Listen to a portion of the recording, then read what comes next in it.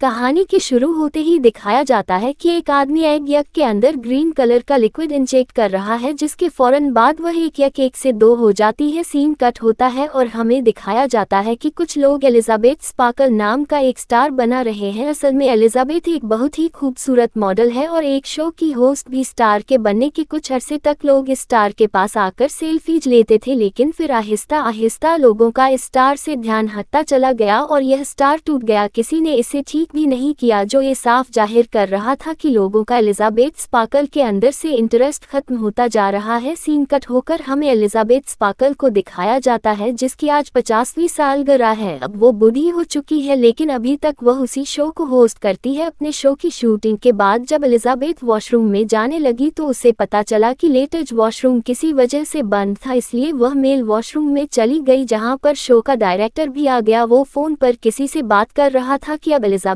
पहले जैसी नहीं रही। एलिजाबेथ की वजह से जहां पहले उन्हें रेटिंग्स बहुत हाई मिलती थी, अब उनकी टीआरपीस गिरती जा रही हैं और मुझे अब एलिजाबेथ को रिप्लेस करना है। मुझे कोई नई जवान और खूबसूरत लड़की चाहिए अपने शो के लिए। ये सुनकर एलिजाबेथ बुरी तरह टूट गई। उसे अपनी जिस खूबसूरती पे कमेंट था, आज वो खत्म हो गई थी। वो गौर से अपने आप को शीशे में देखती रही, जहां बहुत सारी झुर्रियां आ गई थी। लती जवानी का उसे दुख तो था ही, लेकिन अब उसे एक दुख ये भी था कि उसे शो से निकाला जा रहा था। पता ऐसे सब कुछ नहीं छोड़ सकती थी। वो पहले डायरेक्टर से मिलने के लिए जाती है, जहां डायरेक्टर बताता है, देखो एलिजाबेथ, मैं तुम्हारी कोई मदद नहीं कर सकता क्योंकि मेरा शो चलता है लोगों से और मैं लोगों को वो देना चाहता हूं जो उन्हें चाहिए। किन्हीं खूबसूरती और वह अब तब में नहीं रही। डायरेक्टर की बातों ने एलिजाबेथ को बुरी तरह तोड़ दिया था। वो होटल से निकल तो गई, लेकिन ड्राइव करते हुए डायरेक्टर की बातें उसके कानों में गल रही थी और बस पे इसी सब में उसका ड्राइविंग से ध्यान हट जाता है और सामने से आती हुई गाड़ी उसकी गाड़ी को बुरी तरह क्रैश कर जाती है और हैरान कौन तौर पर पता चलता है कि अनिस्बत को इतने बुरे एक्सीडेंट में एक राश भी नहीं आई थी। ये उसकी अच्छी किस्मत ही थी। खैर, अनिस्बत को डॉक्टर ने हॉस्पिटल से डिस्चार्ज तो कर दिया, लेकिन अब वो फूट फूट के रोने लगी क्योंकि उसने रास्ते में बिलबोर्ड से उतरती हुई अपनी पिक्चर्स देख ली थी। देखने को मिलता है कि यहाँ पे एक नर्स उसकी रीढ़ की हड्डी चेक करता है और फिर उसे उसके कपड़े दे देता है। अब जैसे ही हॉस्पिटल से बाहर निकली तो उसे फील हुआ कि नर्स ने उसकी कोर्ट में कोई मैसेज छोड़ा था। मैसेज में लिखा था कि इसने मेरी ये लाइफ बदल दी और इसी के साथ एक ड्राइव भी थी जिस पर लिखा था दिस सब्सटेंस। एलिजाबेथ ठहराते हैं और आते ही उस ड्राइव को चलाती है, जिसमें द सब्सटेंस नाम के एक फ्लूइड के बारे में इंफॉर्मेशन दी जा रही थी। यह सब्सटेंस एक जादुई सब्सटेंस था और यह सब्सटेंस किसी भी बुरे इंसान को उसका एक नया और जवान वेरिएंट दे सकता है। इसे सब्सटेंस फ्लूइड के साथ एक और भी फ्लूइड मिलने वाला था जो दोनों वेरिएंट्स यानी ओल्ड बॉडी और न्यू बॉडी को एक साथ जोड़ के भी रखता। ये काम इतना आसान तो नहीं था, लेकिन बहुत ज्यादा मुश्किल भी नहीं था। जो इंसान इस सब्सटेंस को यूज करता उसके लिए हर 7 दिन में अपने दोनों वेरिएंट्स को एक्टिवेट करना जरूरी था और नए वेरिएंट यानी जवान बॉडी को स्टेबलाइज रखने के लिए हर रोज उस नई बॉडी को एक इंजेक्शन लगाना है उस खास सब्सटेंस का, जो पुरानी बॉडी की रीढ़ की हड्डी से निकलेगा। जब एक वेरिएंट यानी एक बॉडी एक्टिवेट रहेगी, उस टाइम पर दूसरा वेरिएंट यानी दूसरी बॉडी बेहोश रहेगी। एलिजाबेथ को पहले पहले तो ये सब झूठ लगा। उसने इस फ्लैश ड्राइव को ही एक झूठ समझकर डस्टबिन में फेंक दिया, लेकिन रात को उसे ब्रेकडाउन फील हुआ। उसे अपने घर पर लिखी अपनी जवानी की तस्वीरें डिस्टर्ब करने लगी और तब उसने जुनून में आकर उस नंबर पे मैसेज कर दिया कि मुझे वो सब्सटेंस ऑर्डर करना है। दूसरी तरफ जो कोई भी बात कर रहा था उसने ज्यादा एलिजाबेथ से बात नहीं की, बस एलिजाबेथ से उसका एड्रेस पूछा और फिर उसे एक खास एड्रेस बताते हुए कॉल काट दी। अगली सुबह दिखाया जाता है कि एलिजाबेथ न्यूज़पेपर पढ़ रही थी, जहां पर उसे एक कैट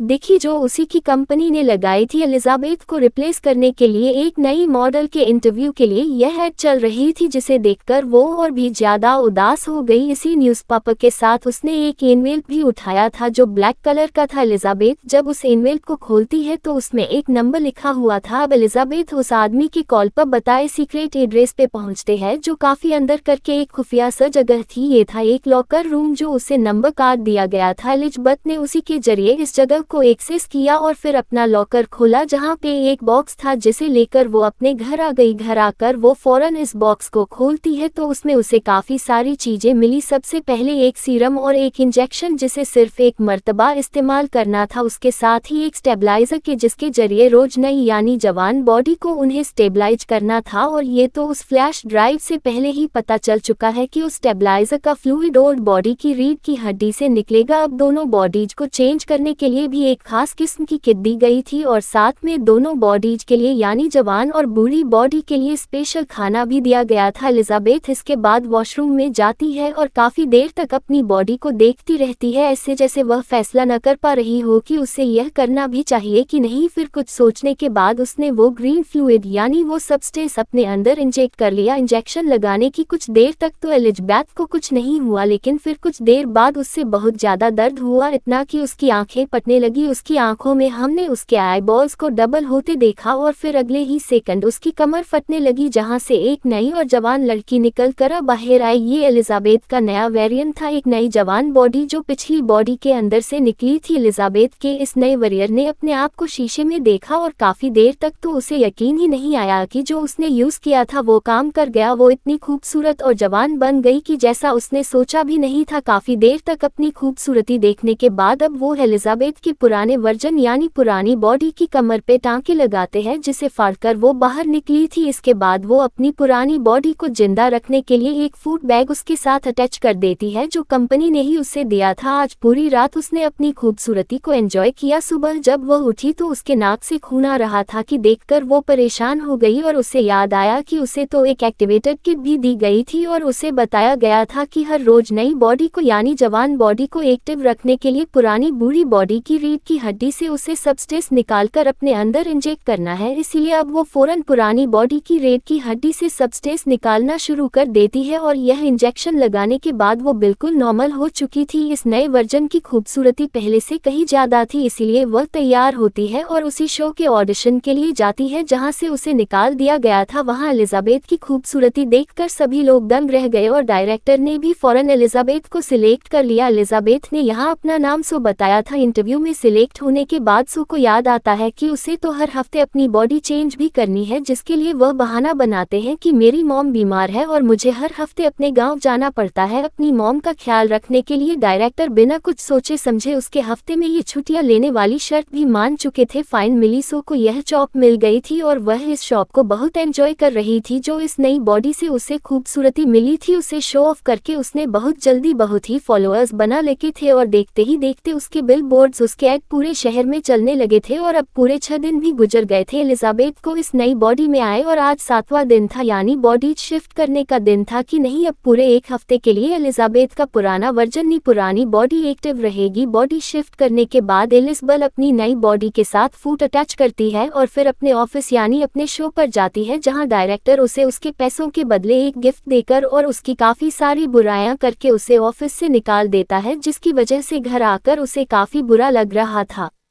खैर अब अगला दिन आ जाता है। एलिजाबेथ को न्यूज़पेपर पर करते हुए एक एनवेल्प मिला उसी कंपनी का जहां से उसने वो सब्सटेंस लिया था। इस एनवेल्प के अंदर मैसेज था कि उसकी नई रिफिल किट आ चुकी है और एलिजाबेथ अब अपना कोट शॉट पहनकर वो किट ले आती है। अब 7 दिन पूरे हो जाते हैं और एलिजाबेथ शो में बदल जाती है, यानी वो अपनी नई बॉडी को एक्टिव कर लेती है। अब इस नई बॉडी ने तो दुनिया के सारे मज लेने थे, ऐसे में वह कभी घर पे होती कभी ना होती, उसकी सच्चाई खुल भी सकती थी। इसलिए उसने फैसला किया कि वो अपने घर की एक दीवार तोड़कर एलिजाबेथ की पुरानी बॉडी को वहां छुपा कर रखी गई। सू की इस खटपट से इतना शोर हो रहा था कि उसके नेबर्स भी परेशान होने लगे और जब एक नेबर आकर उससे कंप्लेन करने लगा तो सू की खूबसूरती को देखकर वो कंप्लेन भी नहीं कर पाया। उल्टा उसने बोला, अगर कोई मदद चाहिए हो मुझे बुला लेना, मैं पास में ही रहता हूँ। लेकिन सो तो सीक्रेट काम कर रही थी, किसी की मदद उसे चाहिए नहीं थी, इसलिए बड़े नखरीले अंदाज में उसने अपने नेबर के मुंह पे ही दरवाजा बंद कर लिया और फिर वो अंदर आए और कई घंटे लगाकर उसने अपना काम पूरा कर लिया। यानी उसने अपने घर के अंदर ही एक खुफिया कमरा बना लिया जिसके अंदर उसने एलिजाबेथ की पुरानी बॉडी छुपा दी। अब क्योंकि एलिजाबेथ की जगह सू ने ले ली थी और सू मशहूर होने वाली थी, इसलिए उसने एलिजाबेथ की सारी जवानी की फोटोज भी उसी के साथ छुपा दी। एलिजाबेथ को अपनी इस नई बॉडी में इतना मजा आ रहा था कि इस सब में वह भूल ही गई कि आज शिफ्टिंग का दिन था। उसकी पुरानी यानी एलिजाबेथ वाली बॉडी बॉडी का खाना खत्म हो रहा था और आज उसे अपनी बॉडी शिफ्ट करनी थी। सू अपने एक दोस्त को घर भी ले आती है। गहरा करा जब वह अपने काम में बिजी थी तो एकदम से उसे अपने नाक से खून बहता फील हुआ और अजीब उसकी बॉडी में सनसनाहट शुरू हो गई। वो समझ गई कि अब उसकी बॉडी शिफ्ट करने का टाइम है, लेकिन बॉडी शिफ्ट करने के बजाय उसके दिल में लालच आ गया। उसने कुछ और ज्यादा थे अपनी इस नई बॉडी में रहने का फैसला किया और एलिजाबेथ की बॉडी से सब्सटेंस निकालकर अपनी बॉडी में इंजेक्ट कर लिया, जिससे वो तो ठीक हो गई, लेकिन एलिजाबेथ की बॉडी के साथ क्या होगा यह आगे पता चलेगा। 7 दिन और सोने ऐसे ही गुजारे और फिर बॉडी शिफ्ट की। जब वह एलिजाबेथ वाली बॉडी में आई तो उसने देखा कि उसकी एक उंगली गल चुकी थी और यह सरासर उसकी लापरवाही की वजह से हुआ था, यानी उसने वक्त पे अपनी बॉडी स्विच नहीं की थी। एलिजाबेथ अब टेंशन में कंपनी में कॉल करती है और उनसे पूछती है कि मैंने अपना एक साइकिल मिस कर दिया, मैंने अपनी बॉडी स्विच नहीं की जिसकी वजह से मेरी एक उंगली खराब हो गई है, इसे ठीक करने का क्या सलूशन है। तब कंपनी ने जवाब दिया इसका कोई हल नहीं, जो हो गया सो हो गया। और यह सुनकर वह बहुत ज्यादा डर गई। कंपनी ने उसे बताया कि तुम दो नहीं हो, तुम हो एक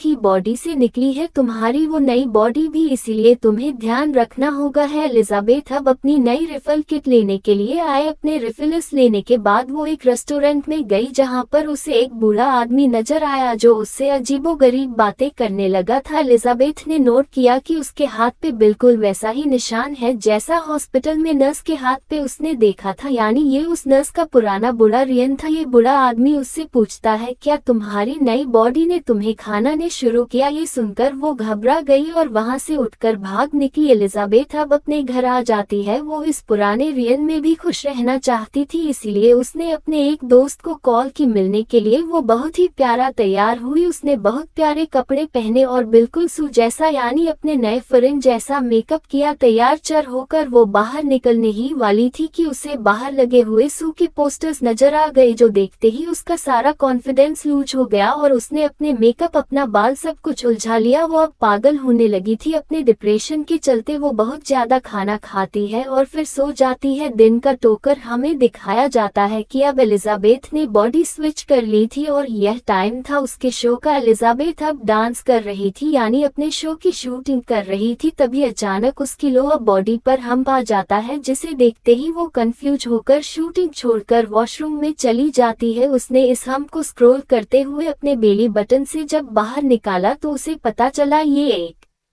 चिकन था जो रात में एलिजाबेथ ने कहा था। ये देखते ही वह बहुत ज्यादा डर गई और उसकी आंख खुल गई। पता चला ये सब एलिजाबेथ का एक ख्वाब था। सुबह होने पर अब सच में उसने अपनी बॉडी स्विच की और अपने शो के लिए चली गई, लेकिन वहां जाते ही वह ये देखकर घबरा गई कि शो के लोग शूटिंग का सामान पैक कर रहे थे और उन्होंने उसे बताया कि अब से यह शो नहीं चलेगा। घबरा कर वो डायरेक्टर के पास गई तो डायरेक्टर ने उसकी परेशानी खुशी में बदल दी, यह कहते हुए कि अब वह ये आम सा शो नहीं करेगी बल्कि वह तो न्यू ईयर ईव होस्ट करके। यह सुनते ही उसकी तो खुशी का ठिकाना ही नहीं रहा और उसने बिना कुछ सोचे समझे हाँ कर दी। हालांकि न्यू ईयर ईव वो दिन था जब उसे अपनी बॉडी स्विच करके एलिजाबेथ की बॉडी में जाना था। इस चीज की परवाह ना करते हुए अब सू काफी दिन तक अपनी इस नए वर्जन में इस नई बॉडी में ही रहती है और इसे एक्टिव करने के लिए एलिजाबेथ यानी अपनी पुरानी बॉडी से स्टेबलाइजर निकालकर अपनी बॉडी में इंजेक्ट करती रहती है, जिसका असर एलिजाबेथ की पुरानी बॉडी पर हो रहा था। अब काफी दिन बाद जब सो ने अपने आप को स्विच किया तो देखा कि एलिजाबेथ बिल्कुल बूढ़ी हो चुकी थी। उसके सीरम ज्यादा निकालने की वजह से अब तो एलिजाबेथ अपनी हालत देखकर अब एलिजाबेथ को सू से नफरत होने लगी थी। वह अपने घर में लगी सारी सू की फोटोज को मारने लगती है, यहाँ तक कि वो अपने घर के उस मिरर को भी कवर कर देती है जहाँ सामने से सूखे बिलबोर्ड्स उसे नजर आते थे। एलिजाबेथ बहुत परेशान थी। वह कंपनी में कॉल करती है और उनसे पूछती है कि क्या इस सब का कोई सॉल्यूशन है, क्या मुझे वही बॉडी वापस नहीं मिल सकती जिस बॉडी अंदर से मैंने नए रियन को यानी सू को निकाला था। कंपनी के आदमी ने बताया आपको पहले भी बताया गया था, जो हो गया सो हो गया, अब कुछ चेंज नहीं हो सकता। हाँ, लेकिन यह आपके हाथ में है कि अगर आप सब कुछ रोकना चाहे तो यहीं पर रोक सकती है और आप आपका ओल्ड रियन यानी आपकी एलिजाबेथ वाली बॉडी जिस कंडीशन में है उसके साथ आप अपनी पूरी उम्र गुजार सकते हैं, लेकिन यह एलिजाबेथ को मंजूर नहीं था। अब खैर एलिजाबेथ को कॉल आई शो की और उसने फौरन दोबारा से अपनी बॉडी स्विच कर ली। बॉडी स्विच करते ही उसने एलिजाबेथ गिनी और बॉडी के अंदर से एक साथ 3 महीने का सब्सटेंस निकालकर अपनी बॉडी के अंदर इंजेक्ट कर लिया। 3 महीने तक एलिजाबेथ ने सूखी पॉटी में बहुत एंजॉय किया और फिर न्यू ईयर ईव की ठीक एक रात पहले उसका फ्लूइड खत्म हो गया। वह आज भी एक लड़की को अपने घर लाए हुई थी और तभी उसे फील हुआ कि उसकी बॉडी के ऑर्गन्स फटने लगे हैं। ये फील होते ही वो फौरन एलिजाबेथ की ओर बॉडी से सीरम निकालने जाती है, लेकिन आज सीरम निकला ही नहीं। ये देखकर वो बहुत ज्यादा घबरा गई और इसलिए कंपनी में कॉल की और पूछा कि लिज़बथ की बॉडी से सीरम नहीं निकल रहा, अब क्या करना चाहिए मुझे। तब कंपनी वाले उसे बताते हैं कि अगर उस बॉडी से सीरम नहीं निकल रहा इसका मतलब आपने सारा सीरम यूज कर लिया है और अब आपको नए सीरम बनने तक का इंतजार करना पड़ेगा, तब तक आप अपनी बॉडी स्विच कर ले। सुख हालत इस कॉल के साथ ही बहुत ज्यादा खराब हो चुकी थी। वो अब कुछ भी सोचे समझे बगैर अपनी बॉडी को स्विच करने लगती है और स्विचिंग की ये सारी आवाजें वो लड़का भी कमरे में सुन रहा था। उसे भी कुछ अजीब कुछ गड़बड़ फील हुई, जिसे इन्वेस्टिगेट करने के लिए वो वॉशरूम में आया, लेकिन इस बुढ़ी अजीब सी एलिजाबेथ ने फौरन वॉशरूम लॉक कर लिया। इससे पहले कि लड़का उसके इस भयानक रूप को देख पाता, देखने को मिलता है वो बहुत ही ज्यादा बुरी हो चुकी थी और साथ ही साथ गंजी भी हो गई थी। उससे चलना फिरना सब मुश्किल हो रहा था। एलिजाबेथ अब बहुत ज्यादा घबरा चुकी थी। वह कंपनी में कॉल करती है और कहती है कि मैं सब कुछ यहीं पर रोकना चाहती हूँ। कंपनी वाले भी उसकी बात मान लेते हैं और उसे टर्मिनेशन फ्लूइड ले जाने को बोलते हैं। एलिजाबेथ की यह बॉडी बहुत ही भयानक दिख रही थी। वह अपनी कोशिश के साथ जितना कर सकती थी इस बॉडी को कपड़ों में छुपा लेती है और फिर अपना टर्मिनेशन सब्सटेंस लेने के लिए पहुंचते हैं। टर्मिनेशन सब्सटेंस लाने के बाद वह इसको सो की बॉडी पे लगाने वाली थी, तो तभी उसे कंपनी की मैनेजर की कई बात याद आई कि अगर तुमने एक मर्तबा की टर्मिनेशन इंजेक्ट कर लिया तो फिर जिस बॉडी में इस टाइम तुम हो हमेशा वैसे ही रह जाओगी। यह सोचते ही उसने सीरम इंजेक्ट नहीं किया। उसने शीशे में अपनी बॉडी को देखा और उसे सो पे दोबारा गुस्सा आने लगा, क्योंकि ये सब सर की वजह